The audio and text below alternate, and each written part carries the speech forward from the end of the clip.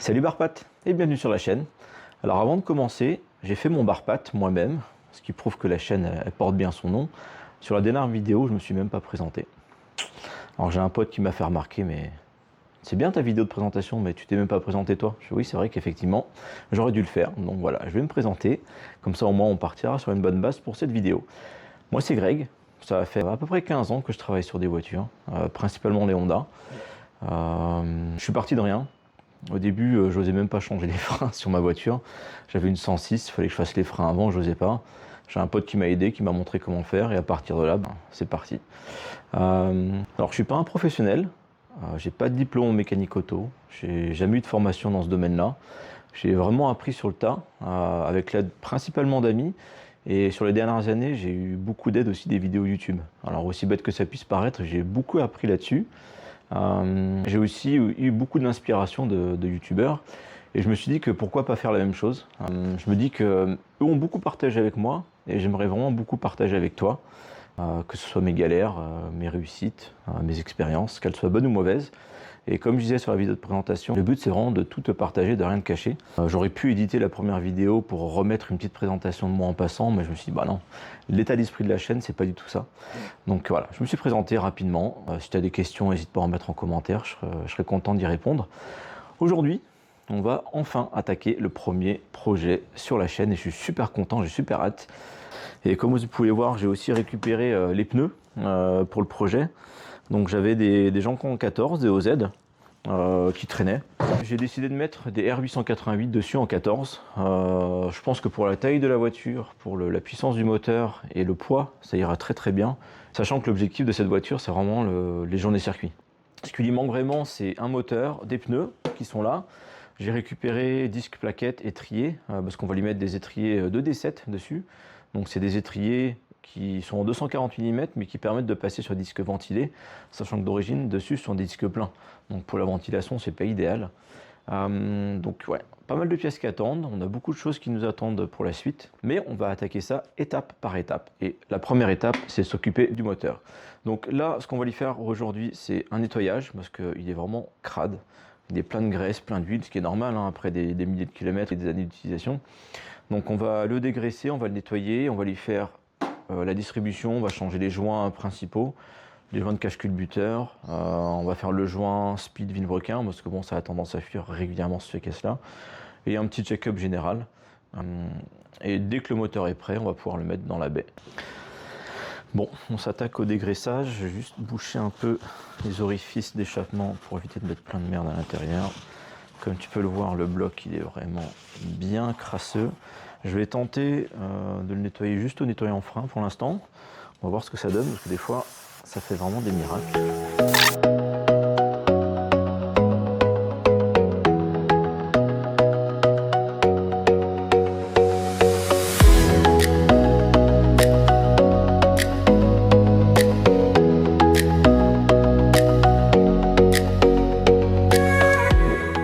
On va s'attaquer à la distribution et on va voir ce qui nous attend derrière.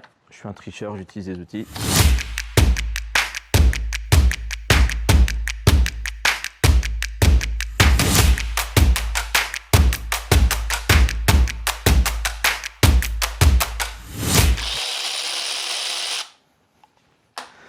Comme ça on peut virer la courroie.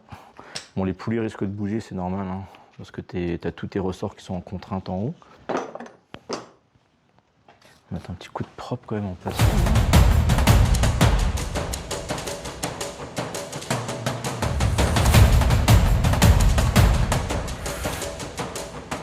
On va s'attaquer à l'arrière du bloc. Maintenant qu'on a retiré la distribution, je vais enlever le collecteur d'admission.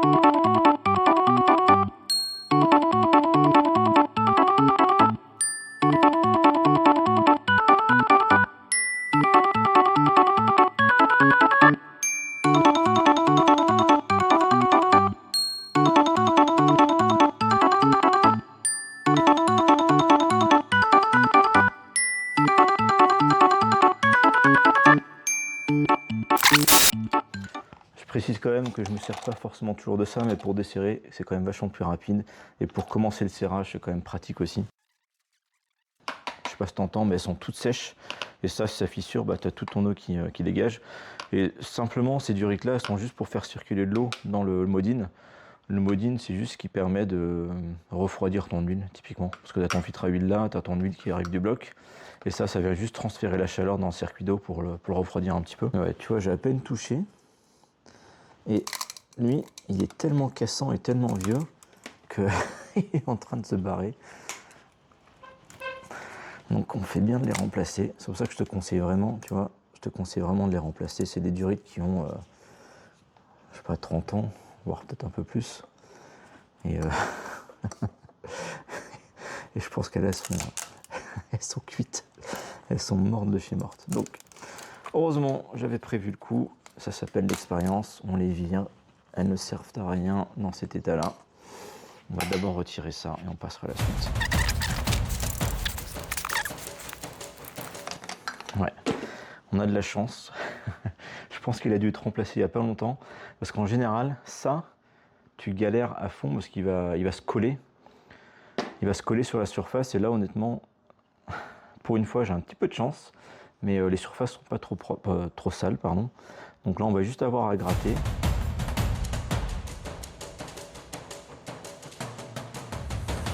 Je ne vais pas trop insister parce que j'ai pas les brosses qu'il faut pour aller chercher dans les recoins. Mais dès que je récupère les brosses, on va aller nettoyer tout ça. On va faire le filtre.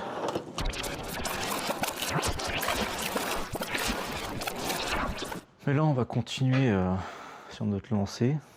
Comme je disais, on va remplacer les joints d'arbre à cam. Ça prend pas très longtemps à faire.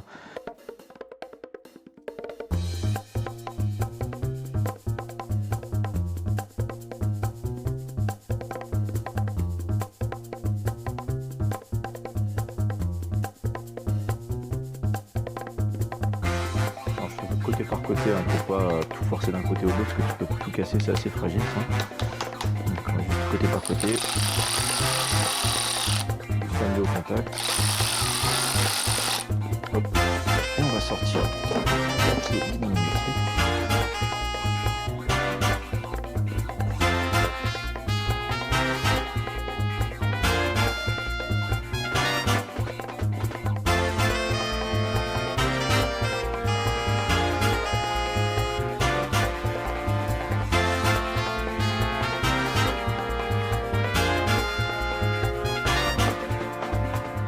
Pour remettre la courroie, alors des fois les courroies sont marquées avec une flèche, mais moi en général je mets le texte dans le sens de la lecture, on va dire, parce que celui-ci n'a rien.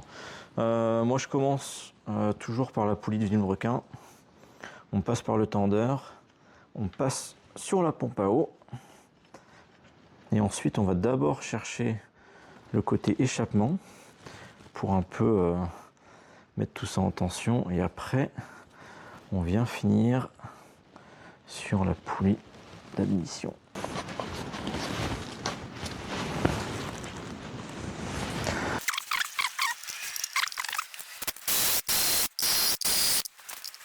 On va pouvoir faire un tour complet au moteur, sachant que maintenant l'avantage c'est qu'on a le marqueur ici pour le point maro. J'ai marqué aussi juste en dessous le petit point qui correspond au point maro, c'est celui qui est tout seul, je vous montrerai après. Donc là je fais au moins 2 tours. Là c'est 1 et pile poil 2 tours. Et une des modifs qu'on va lui faire, ça va être de lui mettre un collecteur d'admission de D16A9.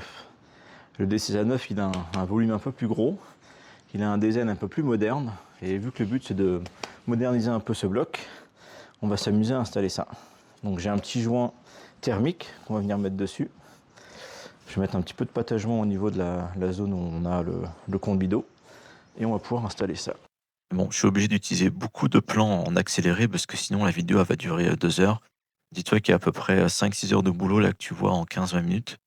Donc il a vraiment fallu que je choisisse les plans les plus intéressants. Je pense qu'avec ça, tu arriveras à voir comment on démonte et comment on remonte ça tranquillement. Mais si jamais tu as des questions, n'hésite pas à les mettre en commentaire. Il y a une modif dont je n'ai pas parlé, c'est que ça, c'est des vieilles Honda. Donc le diamètre du filtre est différent. Ce que je vais mettre moi, c'est un banjo d'une Civic plus récente. Donc il n'y a rien de particulier, je mettrai la référence dans la description de la vidéo si tu veux le changer. Ça te permet juste d'avoir l'accès aux filtres standards, parce que sinon c'est des filtres un peu plus gros qui sont un peu moins communs, un peu plus chers. Donc ça évite d'être embêté avec ça. Ça sert à rien de serrer ça comme un malade, parce que tu as le joint qui est en dessous là. Si tu l'écrases comme un malade, en fait il va fuir plutôt qu'autre chose, donc ça sert à rien. J'ai pris le choix de mettre ça de ce côté-là parce que les durites, je vais les faire passer sur le côté distribution du moteur, donc je le mets au plus proche. On va serrer tout ça.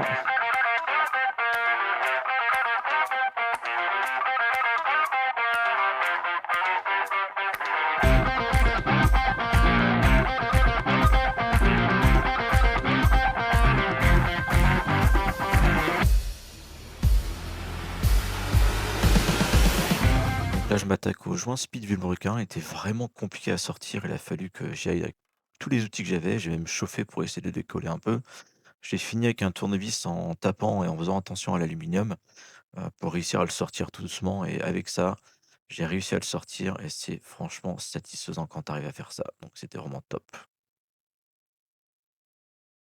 Et on peut passer au remontage du joint SPI tout neuf. Donc je mets un petit peu d'huile autour pour juste faciliter l'installation. Je le plaque bien à plat, histoire qu'il soit bien en place. J'utilise une cale en bois là pour le plaquer et le descendre bien droit. Et je finis juste avec un petit chasse-goupil pour le mettre vraiment tout au fond de la gorge. Tu peux pas te tromper. Tu seras bloqué de toute façon par l'intérieur du carter. Ok, donc maintenant que ça c'est fait, on va dégraisser comme un petit peu les surfaces de contact ici. J'en mets vraiment pas beaucoup en jouant à jeun, je m'en suis sur le petit doigt comme ça. Et après on vient le mettre dans les petits coins comme ça tranquillement. Juste histoire d'assurer une bonne étanchéité. Encore une fois, il n'y a pas besoin de 4 tonnes. C'est vraiment juste pour étanchéifier les parties où le joint aura du mal sûrement à se plaquer. Et d'ailleurs, c'est mentionné dans la Doctec Honda, hein, j'invente rien du tout. Je sais plus s'il dit d'en mettre ici, mais je sais qu'en général, c'est une bonne idée d'en mettre sur les jonctions des éléments là, entre la pompe à huile et le bloc, et entre le support de joint de Villebrequin et le bloc aussi. Ça permet juste de garantir un peu une bonne étanchéité partout.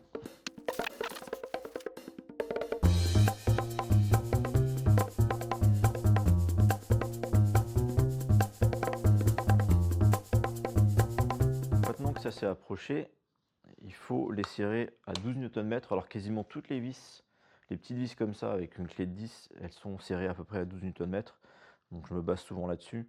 Et en gros, on vient vraiment le serrer en quinconce. Donc on fait genre, je pars du milieu en haut. Donc ça fait 1, 2, 3, 4. Enfin en fait, on fait un peu en étoile, hein, mais c'est vraiment un coup en haut, un coup en bas. Et en fait, ce que ça permet de faire, c'est de plaquer le joint progressivement partout. Parce que le but, c'est de l'écraser à peu près uniformément et qu'on ait un joint qui soit bien plaqué. Parce que ce joint-là, il est ultra difficile à ne pas faire fuir. 3/4 du temps, il fuit quand même un petit peu. Donc le but, c'est vraiment de les serrer au couple et de les serrer au fur et à mesure en étoile, en quinconce, t'appelles ça comme tu veux. Et même l'idéal, c'est de le faire en plusieurs étapes, hein, c'est commencer à approcher un peu pour que le joint commence à se plaquer tranquillement. Comme ça, il a le temps de prendre sa forme un petit peu. Et après, on viendra le torquer vraiment à fond après. Et quand tu vas venir serrer la deuxième fois, très souvent, il faut que tu reprennes le serrage parce que vu qu'il a commencé à se plaquer, il s'écrase un peu plus. Donc, il faut que tu resserres limite tous ceux que tu as déjà serrés avant.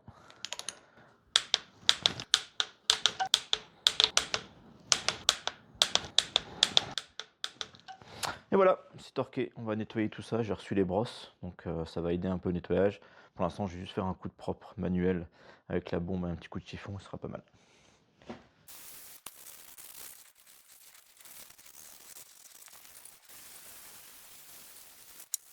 Donc maintenant, on va passer au jeu aux soupapes.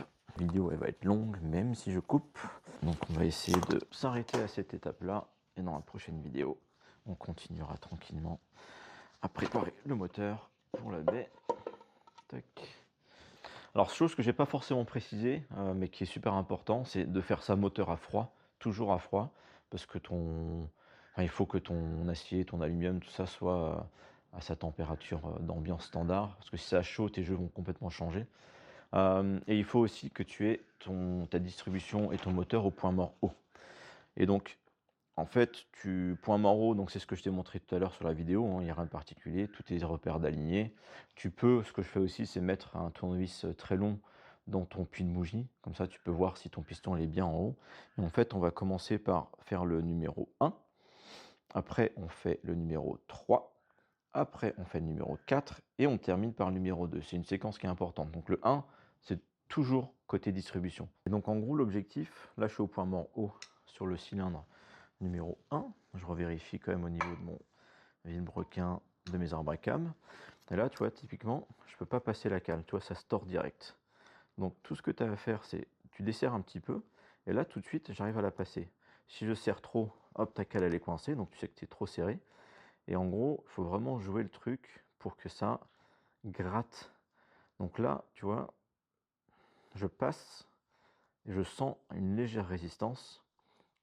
Donc il faut vraiment que ça gratte léger. Et là, je sais que c'est bon. Donc, comme je disais, c'est un peu galère comme ça, mais tu maintiens ton tournevis sur ton réglage pour pas qu'il se dérègle. Tu serres un bon coup et tu revérifies. Et là, tu vois, ça passe encore, ça gratte un petit peu, donc c'est parfait. Donc là, on fait l'admission. Donc l'admission, on est à 0,20 et on passera à l'échappement, toujours du cylindre numéro 1. Donc là, c'est pareil, c'est trop serré, j'arrive pas à passer. Donc je desserre, hop, là, j'arrive à passer, mais là, on est beaucoup trop libre. Donc on va resserrer un petit peu. Encore un peu. Donc là c'est trop. Je redesserre un petit peu. Et donc là je passe un peu de résistance. Ça me va très bien comme ça. Même chose. Tu gardes ton tournevis en place pour pouvoir serrer ça tranquillement. Et après bien sûr à la fin on viendra serrer tout ça au couple. Parce que forcément il y a un couple de serrage sur ces éléments là.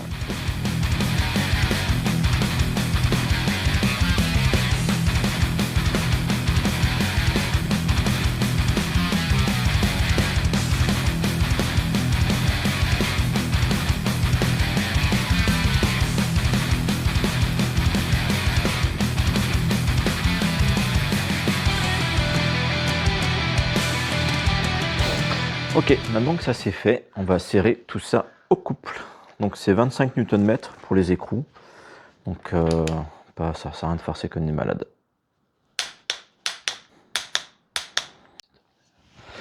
Ok, maintenant, il ne nous reste plus qu'à poser les joints du cache-culbuteur et on sera pas trop mal.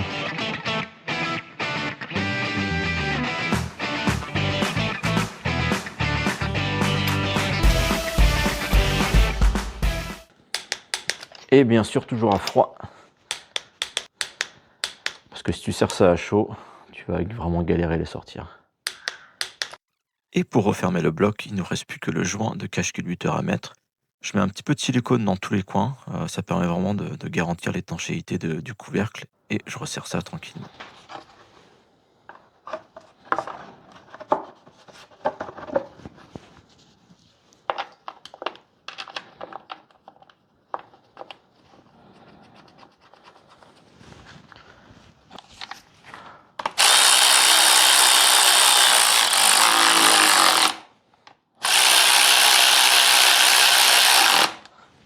Bon, j'espère que cette première vidéo t'aura plu. Moi, je suis vraiment super content qu'on ait pu passer un peu de temps ensemble sur ce moteur-là. Dans la prochaine vidéo de cette série, on va finaliser le bloc. On va y mettre tout ce qui est embrayage, boîte de vitesse, pour enfin pouvoir le remettre dans la baie moteur de la Civic qui est derrière moi. J'ai encore quelques petites surprises pour ce bloc. Je ne sais pas si ça va fonctionner, mais on va vite le découvrir ensemble. J'espère que ça marchera parce que ça va vraiment aider à moderniser tout ce projet-là. Donc je te remercie et je te dis à très vite. Salut!